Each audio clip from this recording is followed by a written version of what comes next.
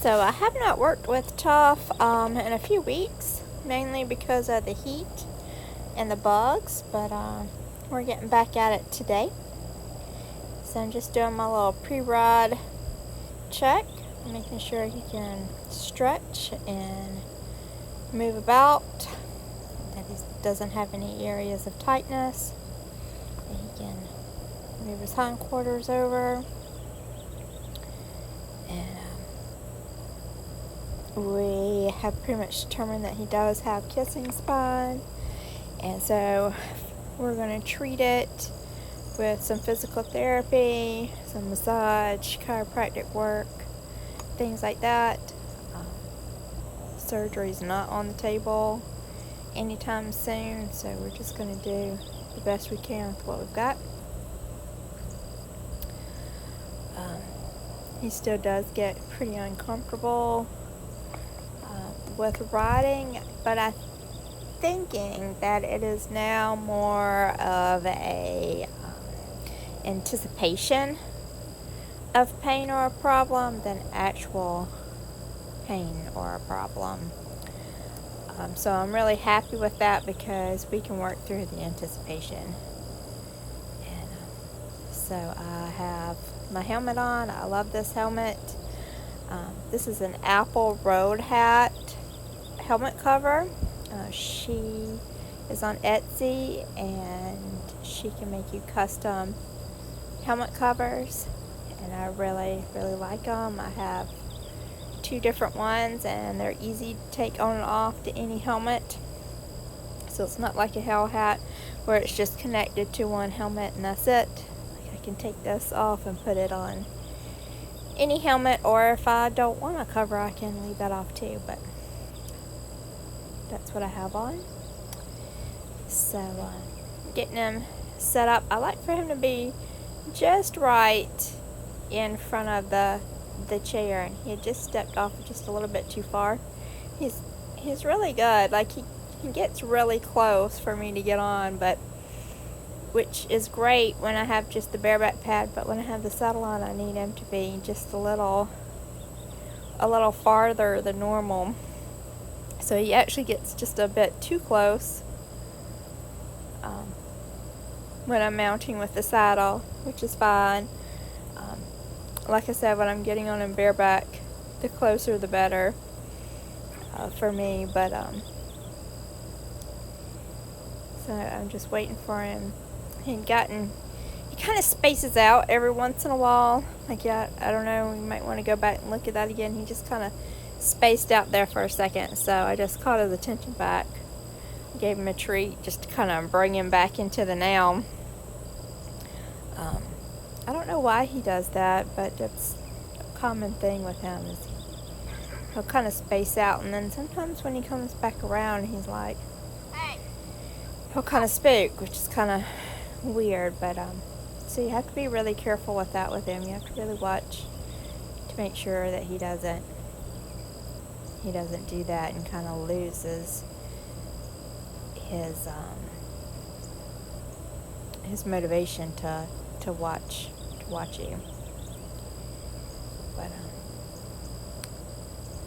I kind of moved the chair a little bit just because he was just so close to the mounting block, which I want him to be, but I just needed a little bit of extra space with the saddle, so it was no biggie. I do keep treats in my pocket. I like it because using these helps with his stretching his neck, which he sometimes gets pretty uncomfortable with. And but by having a treat to motivate him a little bit more to stretch a little bit farther, he does better, and it also keeps him a little bit more in tune with what I'm doing. And each horse is different, and that's just kind of what's working with him at the moment.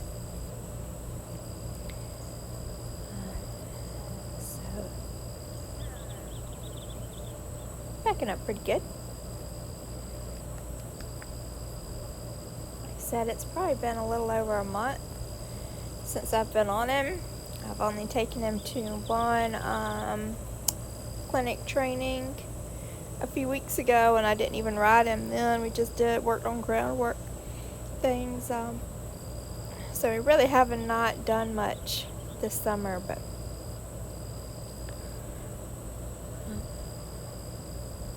the last time that I rode him, I think we only did one lap around. So today I plan on trying to do 3 laps around. And he did really good here. We're disengaging his hindquarter. He's still a little tight in the neck, you see. He braces still. And like I said, I don't think he is necessarily in pain, but I think that he is anticipating that there's going to be pain, or that he's going to be reprimanded about it. So we're just going to do these short, easy sessions like this. It has really nothing that's going to be difficult or hard or anything that he can't do. So always, right now, I'm just focusing on always getting a yes answer out of him. So I always want everything that he does to be something that he can do and he is willing to do and willing to try. Because I do not want him to go back to being so blocked down and so unwilling to even communicate. Like, he is open to communicating. He's open to trying now, and I want to encourage that. So I don't want anything to happen to where he is going to be so uncomfortable that he may mentally shut back down again. And again, this is my personal horse. This is not a training horse. This is not something that is on any kind of time frame. So I can take as much time as I want to do. So again, there we go. Trying to get that little flex there again.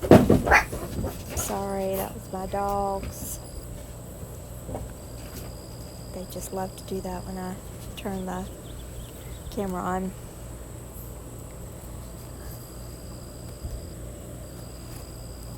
So getting him to flex and soften is really what's really important with him, because he can get very, very braced up and very tight in the neck and shoulders. He's a little forehand heavy. So our main goal is to soften up in the neck and shoulders and strengthen the hindquarters and the back. So I have to remember to stop and get him to relax and get a little bit better bend and softness, instead of being there like he is right now, kind of high-headed and a little tight. But he's doing it, and I just have to remember next session to work on that a little bit better. So I'm really tickled with him going to this direction. So this is the direction that he does not really like. It's his right shoulder and his right hip that seem to be the tightest and the weakest also. And so I asked him to make several circles around the chair. And as you saw, this first part when he was going around to the opposite side, to the left, he had nice big wide circles, and he was walking a little bit better, a little bit more fluid. Now he's very short stepping, and he keeps trying to weave in closer to that chair. So I just let him stop and think about it for a minute, which he's licking and chewing, and he's soft. So I'm just giving him a few minutes to collect himself, and I'm talking to him, and I'm asking him, like, let's just make one more circle around this chair, and then we'll call it a day. Like, that is something that we can do, and I'm not going to force you to do anything else after this, but let's just do another circle. Like, we can do a circle. That's something that I know he can do and he is able to do. So I thought it was really funny. He took me in as tight to the chair as he could possibly get without hitting it, so he can make, the world's smallest circle.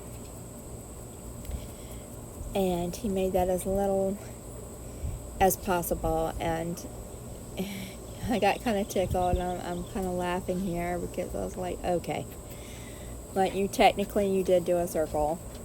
It was a shit circle, but he did do a circle.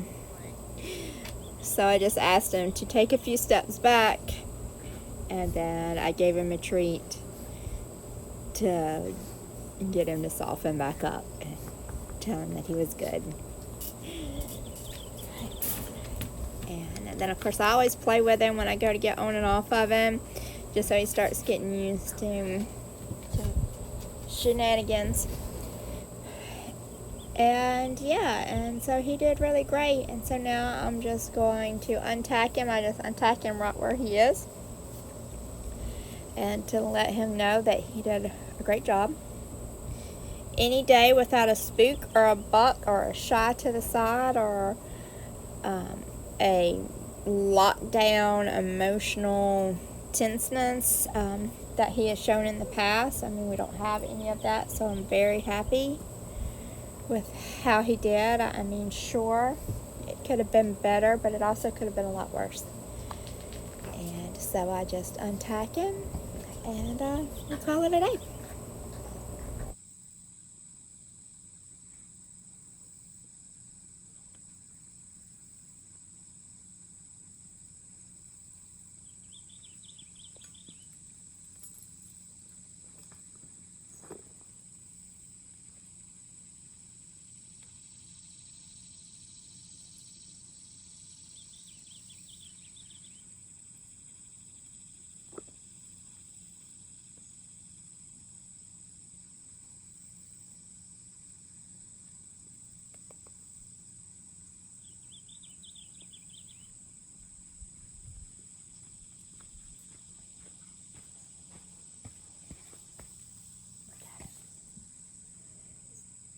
Good boy. I'm so proud.